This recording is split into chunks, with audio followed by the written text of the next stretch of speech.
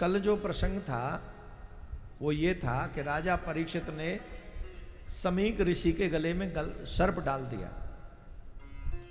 और समीक ऋषि के पुत्र श्रृंगी ऋषि ने साप दे दिया, 7वें दिन तुम्हारी मृत्यु होगी।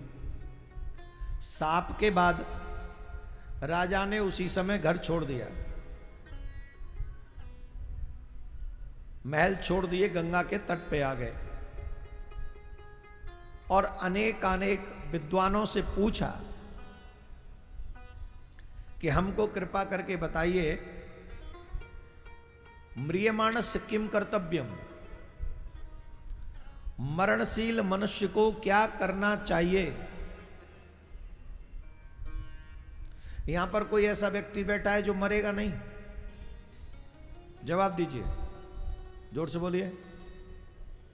एक व्यक्ति कह दो बोले मैं नहीं मरूंगा।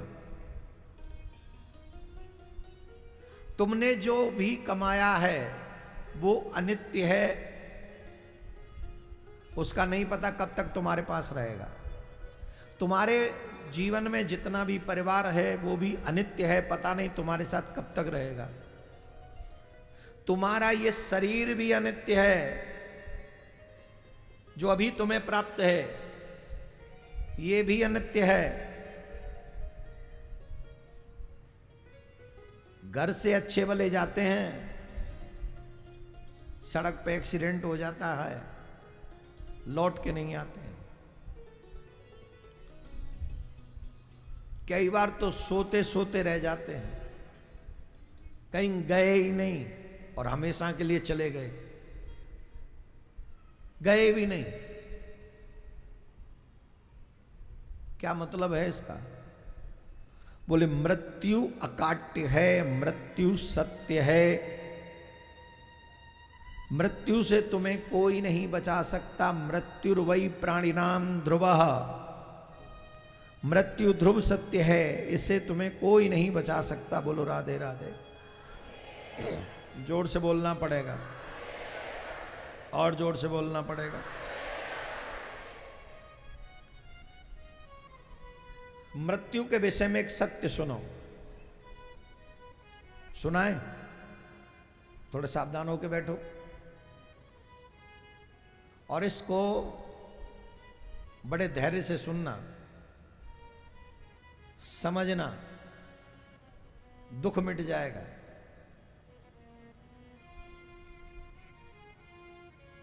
तुलसी जस भव भव्यता, तैसी मिले सहाय, आपुन आवे ताहि पे, ताहि तहां ले जाए। मृत्यु का सत्य यह है,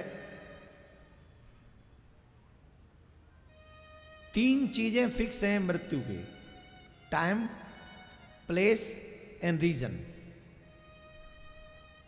टाइम, प्लेस एंड रीजन। किस समय मृत्यु होगी फिक्स है, तुम्हारे जन्म से पहले। किस स्थान पर मृत्यु होगी फिक्स है, तुम्हारे जन्म से पहले। किस कारण मृत्यु होगी ये फिक्स है, तुम्हारे जन्म से पहले।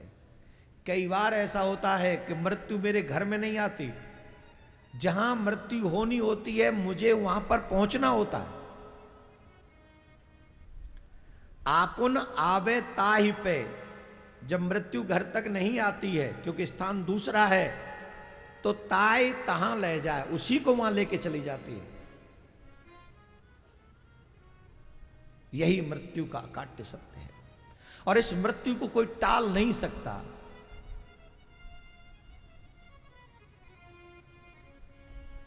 कोई नहीं टाल सकता। एक ज्योतिषी जी थे, बड़े विद्वान ज्योतिषी जी, इतने विद्वान थे कि एक बार किसी की कुंडली देख दें तो शब्द सह सत्य निकलता था, शब्द सह। तो एक दिन ज्योतिषी जी ने क्या सोचा, अपनी जो पत्री देख ली,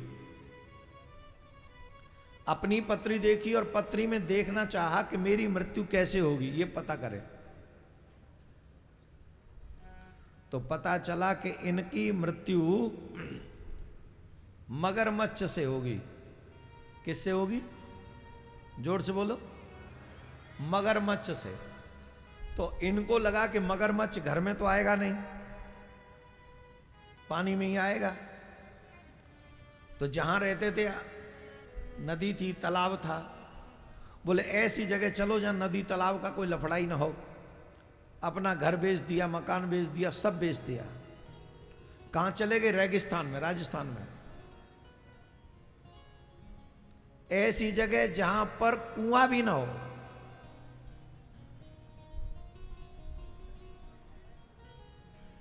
ऐसी जगह जाना है जहां मगरमच्छ का कोई रिस्क ना हो। एकदम बीड़ में जाके उन्होंने अपना घर बना लिया। अच्छा, ज्योतिषी बड़े फेमस थे, नामी ग्रामी, मतलब विद्या निपुण थी, एकदम शब्द सा सत्य निकलता था। तो उनका प्रकाश वहां होने लगा तो राजा को अच्छा लगा। राजा ने भी नाम सुन लिया।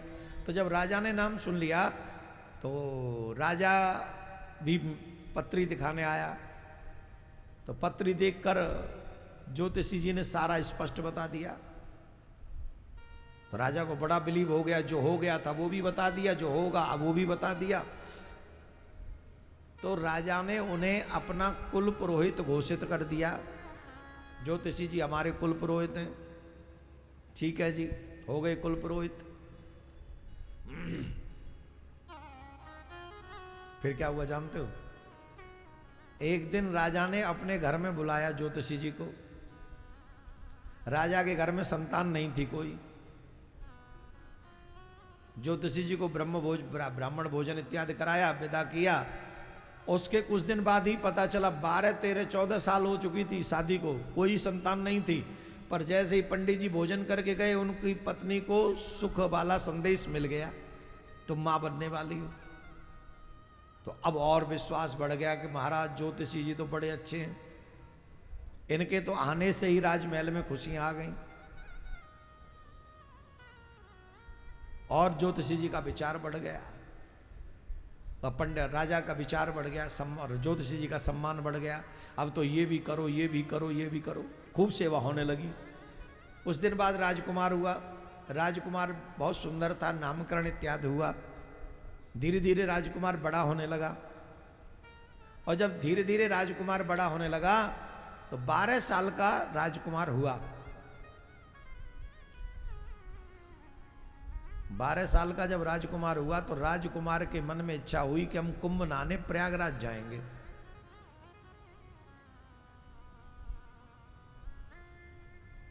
राजा ज्योतिषी जी के पास में गया कि राजकुमार कुंभ नहाना चाहता है, मुहूर्त निकालो।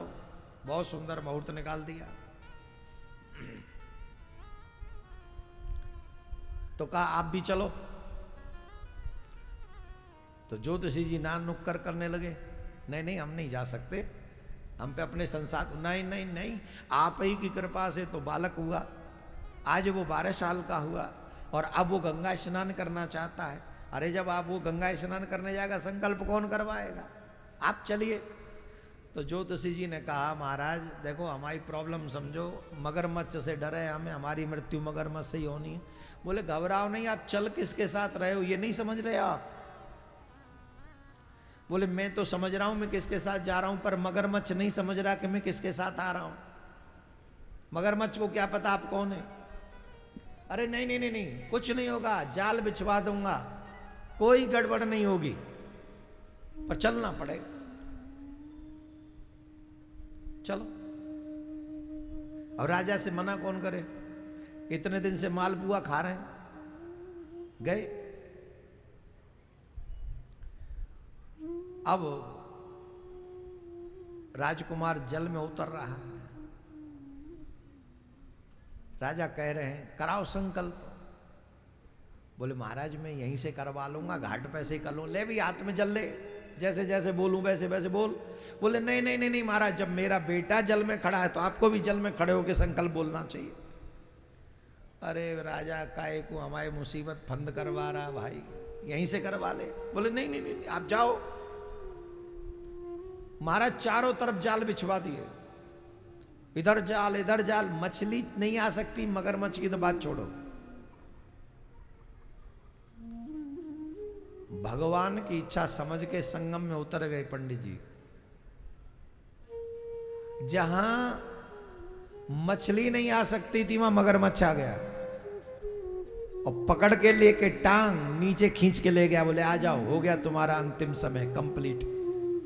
आप उन आवे ताही पे ताई तहां ले जाए, वो युक्ति बना देता है समय, वो काल, कि जहां मृत्यु होनी होती है किसी भी स्थिति में, काल वहां तुमको बुला लेता है। जो ज्योतिषी जी दूसरे की कुंडली पढ़ते थे, देखते थे, अपनी भी देख चुके थे, लेकिन काल के आगे कितने विवश हो गए, जानते हुए भी कि मगरमच्छ से मेरी मृत्यु है। अंत तो गत्वा उन्हें संगम में उतरना पड़ा। तो एक बात तो कंफर्म है, जितनी परमात्मा ने श्वासें दी हैं उससे ज्यादा तुम्हें मिलनी नहीं है।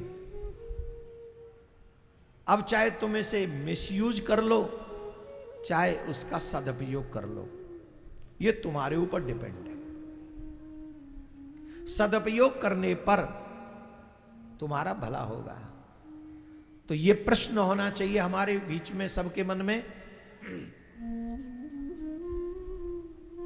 मृत्युर्वै प्राणिनाम ध्रुवा अगर सत्य है तो म्रियमाणस से किम कर्तव्यम, मरणशील मनुष्य को क्या करना चाहिए। श्री सुखदेव जी महाराज वहां पहुंचे और श्री सुखदेव जी महाराज को आया हुआ देखकर राजा ने साष्टांग दंडवत किया और साष्टांग दंडवत करके राजा ने प्रश्न किया, अतः पृच्छामि संसिद्धिम योगिनां परमं गुरुं पुरुषस्य यत् कार्यं म्रियमाणस्य सर्वथा यश्रोतभ्यं मथोजप्यं यत् कर्तव्यं रवि प्रभो स्मर्तव्यं भजनीयं वा ब्रूहि यद्वापि परयम्। किस किस को पता है कि हम एक दिन मरेंगे?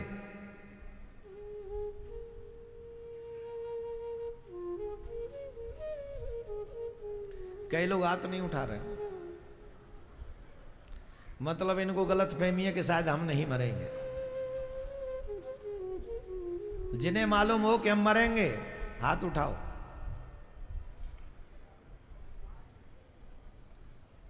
नीचे करो।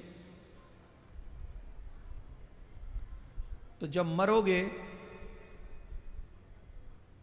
अपने जीवन के सारे कर्मों का लेखा जोखा भगवान को देना पड़ेगा कि नहीं? क्या वहां चालाकी चलेगी? वहां बुद्धि चलेगी?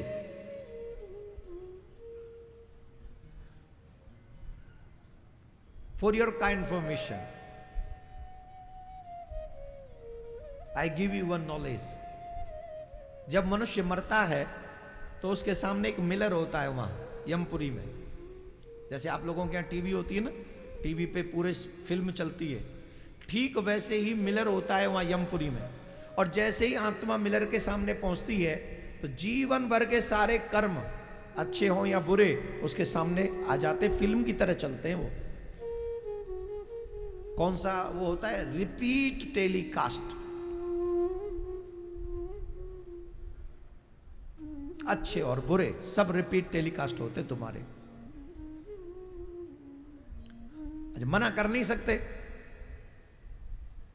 सब याद आता है वहां। उन्हीं के अनुसार फिर कर्मों का फल भोगना पड़ता है। तो जब ये मालूम ही है कि मरना है, तो फिर क्या करें? ऐसी कमाई कर लो जो संग जा सके, मुश्किल पड़े तो राह में भी काम आ सके। और एक ही है जो तुम्हारे काम आएगा, वो है भगवान का नाम। न सोना काम आएगा, ना चांदी आएगी। न सोना महंगा हो गया बहुत। कितना हो गया आजकल? है कितना?